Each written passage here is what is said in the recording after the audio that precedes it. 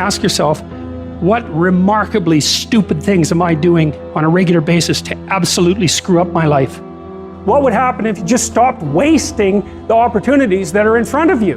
Because you're not everything you could be, and you know it. And you could be way better. You could be incomparably better across multiple dimensions. Easy choices, hard life. Hard choices, easy life. What we most fear doing, asking, saying, these are very often exactly what we most need to do. There's a lot of things in life that we can control, but we choose not to. Let's say tomorrow, you now set in your mind you get up at 6 o'clock in the morning. That alarm clock goes off at 6 o'clock in the morning. Your first instinct is, whatever I said yesterday, I was comfortable. It was a nice day yesterday. I made this plan at 8 o'clock at night. Now it's 6 o'clock in the morning, I'm tired. You hit that snooze button, you've now lost the war. Let's say you get up at 6:45 now, because you snooze a few times. You go in the shower, now your day's all late, so now you feel a little guilty now, you missed your workout, you're running late for work now, and guess what the war's gonna do? It's gonna you up. You must win the war in the morning. So then when you go into life that you cannot control, you've already mentally won so many battles early in the morning, so you're going into war having already won something.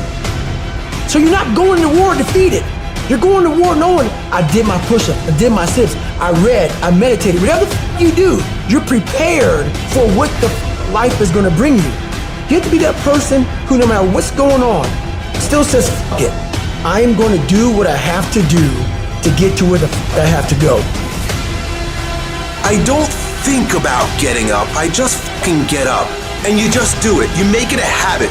You gotta get over your mind going, I can't do this, it's too hard and all that shit. You gotta push yourself through when you feel exhausted and say, there's a second wind in me, I'm gonna find it. But if you find yourself saying, I can't do something, I don't wanna do something, but you know if you made yourself do it, you're gonna be a better human being, then you must do it. Don't hesitate, do it immediately. Some people say, well, that's not a very safe life. That's not a very secure life. If you want security, go to prison. If you want freedom, this is how you live.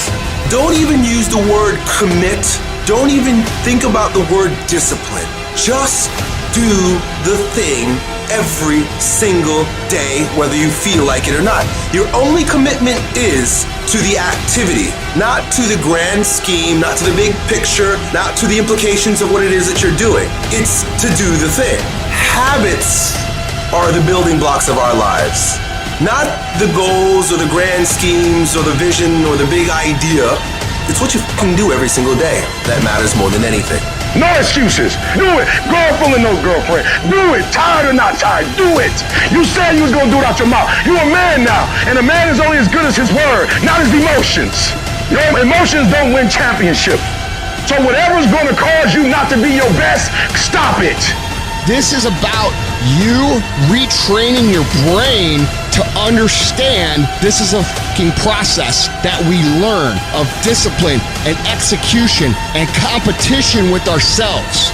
And if you want to dictate the success that you're going to create, you've got to learn to master the shit that everybody else thinks is irrelevant.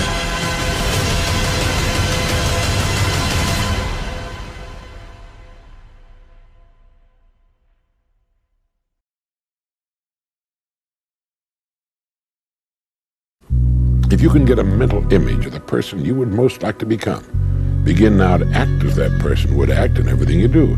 Gradually, imperceptibly, you will actually become that person.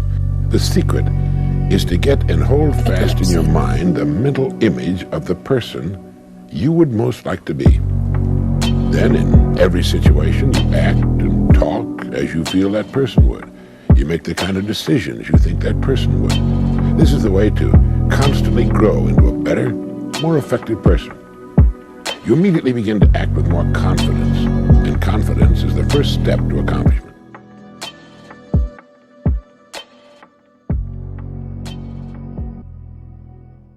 A person cannot be afraid of the dark.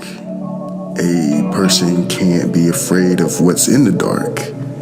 A person can't even be afraid of what they think is in the dark, because no one can even see in the dark to begin with. You can only think, and what you think is what it is. You see, the mind is the kickstarter of everything. Nothing can come out from you without your mind's approval. It's the commander of your entirety and the driver of your body. Think about it really. You will only feel hungry when you think you're hungry. Whatever happens to the body can't stop you completely. It'll have to take permission from the mind. The body doesn't do the reasoning, the mind just does. Just like your nervous system. Imagine that you're a store owner working and somebody says, "You did all these by yourself? I think you need a rest." You might smile, but you keep doing what you're doing. You're halfway through setting up your store and you can still lift 2 more heavy things, but then now their words start dropping in your head.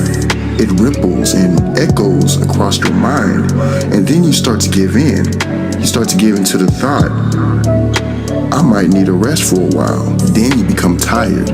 You see, weakness starts from the mind, and then it spreads to the body. But your mind can only become weak when you permit weak thoughts in it. One reason is because of the placebo effect. For instance, when a doctor gives you a sugar pill for pain relief, but you wouldn't know this and you start to feel better because of it. Interesting is most times, the medication is just a substance while the mind is the drug. The placebo effect works well because of the expectations you hold in your mind.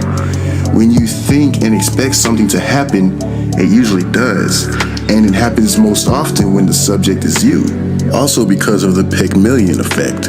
This occurs when the high expectations lead to improved performance in a given area. You've probably heard the saying, "Aim for the stars so that when you fall, you will land for the moon." Even though gravity doesn't work this way, but the point is clear. Aiming higher than the required mark yields better performance. It's why you'll feel the most struggle at the last rep while exercising. Or have you ever tried to trick your mind? For instance, you aimed for 60 reps when your actual mark was 50, and then it happened that you ended up surpassing 50. Yeah, that's the Pygmalion effect. The effect isn't all absolute, but it works well to prove that the mind is in control, because it's through the mind that people do incredible things, like defying their own biological responses. You've probably heard of people staying for long minutes underwater or walking on hot coal. It's all in the mind. Don't limit yourself with the things you think you can't do. Try them. Think big. Test your limits. Become limitless.